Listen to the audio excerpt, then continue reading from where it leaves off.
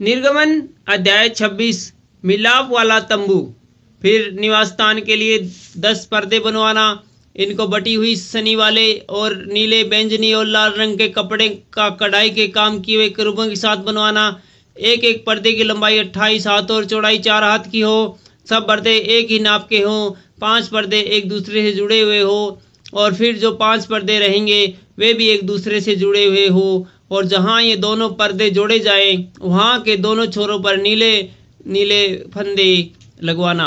दोनों छोरों में 50-50 फंदे ऐसे लगवाना कि वे आमने सामने हो। और सोने के 50 आंकड़े बनवाना और पर्दों के 5 को आंकड़ों के द्वारा एक दूसरे से ऐसा जुड़वाना कि निवास स्थान मिलकर एक हो जाए। फिर निवास स्थान के ऊपर तंबू का काम देने के लिए बकरी की बाल के 11 पर्दे बनवाना। एक एक पर्दे की लंबाई 30 हाथ और चौड़ाई 4 हाथ की हो। 11 पर्दे एक ही नाप के हो और 5 पर्दे अलग। फिर 6 पर्दे अलग जुड़वाना और 6वें पर्दे को तंबू के सामने मोड़कर दोहरा कर देना।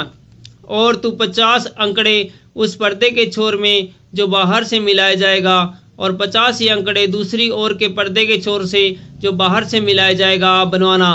और पीतल के 50 अंकड़े बनवाना और अंकड़ों को फंदों में लगाकर तंबू को ऐसा जुड़वाना कि वह मिलकर एक हो जाए।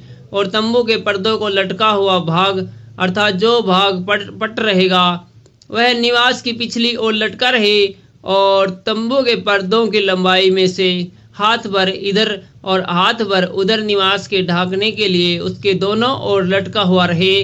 फिर तंबू के लिए लाल रंग से रंगी हुई मेढ़ों की खालों का एक ओढ़ना और उसके ऊपर सुइयों की खाल का भी एक ओढ़ना बनवाना। फिर निवास को खड़ा करने के लिए बबूल की लकड़ी के तख्ते बनवाना। एक एक तख्ते की लंबाई 10 हाथ और चौड़ाई 1.5 हाथ की हो और एक एक तख्ते में एक दूसरे से जोड़ी हुई 2-2 चूल्हे हों। निवास के सब तख्ते को इसी रीति से बनवाना। निवास के लिए जो तख्ते तू बनवाएगा उसमें से 20 तख्ते तो दक्षिण की ओर हो और 20 तख्तों के नीचे चांदी की 40 कुर्सियां बनवाना। अर्थात एक एक तख्ते के नीचे उसके चूल्हों के लिए 2-2 कुर्सियां।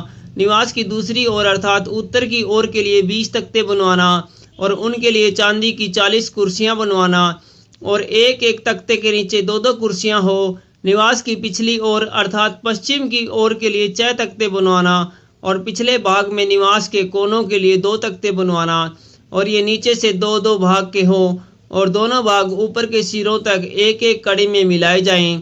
दोनों तख्तों का यही रूप हो। ये दोनों कोनों के लिए हो और 8 तख्ते हो और उनकी चांदी की 16 कुर्सियां हो अर्थात एक एक तख्ते के नीचे 2-2 कुर्सियां हो। फिर बबूल की लकड़ी के बेड़े बनवाना अर्थात निवास के एक ओर के तख्तों के लिए 5 और निवास के दूसरी ओर तख्तों के लिए 5 बेड़े।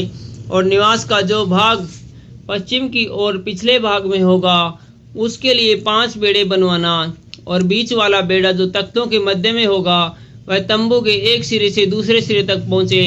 फिर तख्तों को सोने से मंडवाना और उनके कड़े जो बेड़ों के घरों का काम देंगे उन्हें भी सोने के बनवाना और बेड़ों को भी सोने से बनवाना और निवास को इस रीति से खड़ा करना जैसा इस पर्वत पर तुझे दिखाया गया है।